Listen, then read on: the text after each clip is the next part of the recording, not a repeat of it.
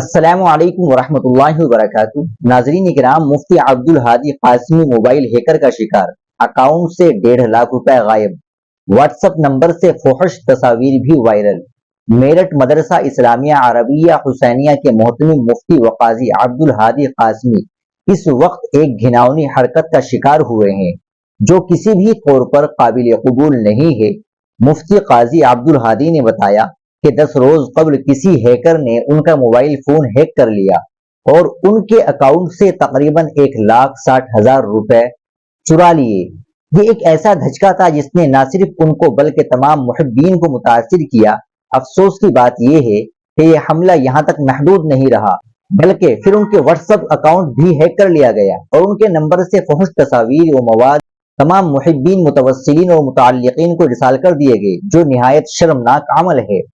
مفتی عبدالہادی نے اس معاملے میں FIR بھی درج کرا دی۔ میرٹھ میں اس نوعیت کا فراڈ کافی بڑھ چکا ہے اور ہیکر جنہوں نے علماء کرام کے فون نمبر ہیک کر لیے ہیں، ان کے ذریعے نہ صرف فحش مواد بھیجتے ہیں بلکہ ایک اپلیکیشن بھی بھیجتے ہیں جسے کھولتے ہی اس شخص کا بھی موبائل نمبر ہیک ہو جاتا ہے۔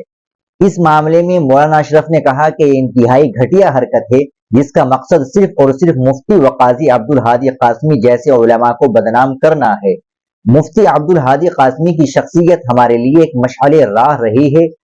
انہوں نے کہا کہ اب جبکہ یہ فریب کاری اور بدترین ہیکنگ کا نشانہ وہ شخص بنے ہیں جنہوں نے اپنی زندگی دوسروں کی خدمت میں وقف کر رکھی ہے اور جن کی صحبت سے دلوں میں محبت و احترام کا جذبہ پیدا ہوتا ہے، میں آپ تمام عزیزوں، محبین اور دوستوں سے درخواست کرتا ہوں کہ اگر آپ کو مفتی عبدالہادی قاسمی کے نمبر سے کوئی بھی غیر مناسب پیغام یا مواد موصول ہو تو فوراً ان سے رابطہ کرے اور حقیقت کا پتہ لگائے۔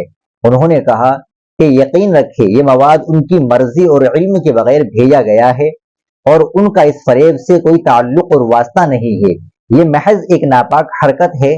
یہ ایک ایسا گھٹیا عمل ہے جو صرف علماء کرام کی ساکھ کو ٹھیس پہنچانے کے لیے کیا گیا ہے۔ مولانا نے کہا کہ میں آپ سب سے درخواست کرتا ہوں کہ آپ اس فراڈ اور دھوکہ دڑی سے ہوشیار رہے۔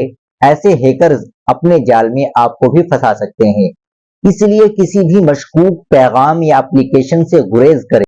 ناظرین اکرام، آپ اس پیغام کو زیادہ سے زیادہ شیئر کریں تاکہ تمام لوگوں تک اور تمام علماء تک یہ بات پہنچ جائے اور وہ اس فراڈ سے بچ سکے۔ السلام علیکم ورحمۃ اللہ وبرکاتہ۔